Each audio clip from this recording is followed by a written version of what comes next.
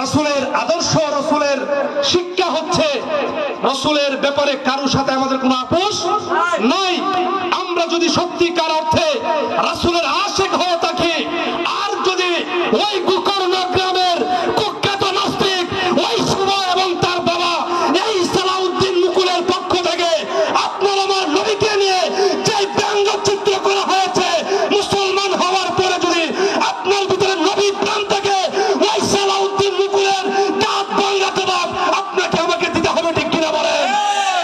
অন্যথায় নাস্তিকদের সাথে আমাদের কোনো আপোষ, যদি আপোষ করেন ঈমান থাকবে, ঈমান থাকবে না।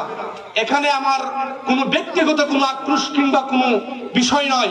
আমরা চাই রাসূলের ইজ্জত যেন আমরা রক্ষা করতে পারি। রাসূলের ইজ্জতের ব্যাপারে কারোর সাথে আমাদের কোনো আপোষ চলবে না, চলবে না ইনশাআল্লাহ, ঠিক কিনা বলেন?